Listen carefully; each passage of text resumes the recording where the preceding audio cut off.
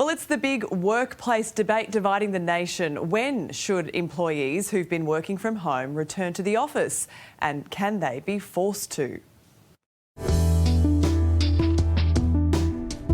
Late morning on a weekday, through the windows of Melbourne's CBD offices, there's the most telling sign: we're a long way off work as normal. The odd person at a desk, but plenty others empty. And Jenny Searle speaks for many when she explains why she's done with the office. For sure, it's changed my life. I'm a lot more relaxed working from home. Instead of coming home exhausted after 2 hours in traffic every day, Jenny has all the time in the world to walk Wally. The Melbourne merchandise manager hasn't been back to the office since she was first sent home at the beginning of COVID. I'm way more productive than I would have been in the office environment because I don't have those distractions. More productive with work and more time to do it after saying goodbye to that painful commute. So basically I'm going to work and then I can shut the door and walk out at the end of the day. Gotcha. So you still have that sense of I'm leaving work behind and going out for my evening. Absolutely. I deliberately created that. I didn't want to have a work area out in the living space. Jenny has the blessings from her boss, but employment lawyer Andrew Jewell tells us not everyone is so lucky. There is a bit of tension there because there are some people who want to continue with those work from home arrangements. And ultimately, he tells us, companies call the shots. Subject to whatever is said in a contract, the employer has a right to require someone to attend every day. But employers are being very careful because if they say everyone has to be in the office 5 days a week, their competitor has a competitive advantage straight away.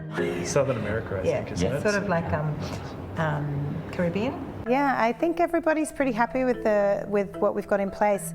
Larissa Lewis is co-founder of Kookaburra, a software platform where food businesses and chefs sell meals to their local community. About half her employees are working on site. Some people have set days that they're in the office and others are flexible. At the Lighthouse Foundation, the pandemic became yet another challenge for CEO Eamon McCarthy, who's running a youth homelessness service. Having to support a staffing group that ultimately provide 24/7, in some cases, in-home care to young people meant that notions like restrictions weren't feasible. It was a really big week. The charity has adapted where it can to hybrid working, but wants employees back in some capacity. For the most part, we do encourage a percentage of time within the office, particularly to allow for sort of team collaboration, but also collaboration across teams. You are less productive if you're not with people. If you're with people, you're more likely to come up with that great idea. Ken Morrison is Chief Executive of the Property Council of Australia.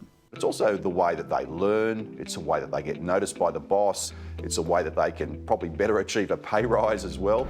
Compared to pre-COVID days, Adelaide's offices have bounced back best at 71% occupancy, followed by Brisbane at 64% and Perth 63%.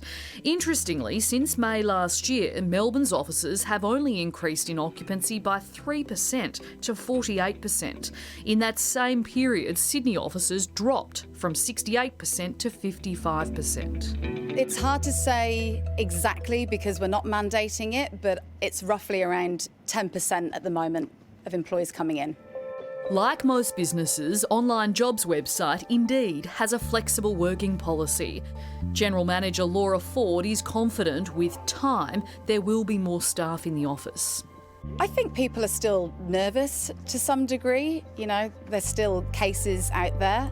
Companies in the office towers have been able to pivot and have their people work from home for the pandemic.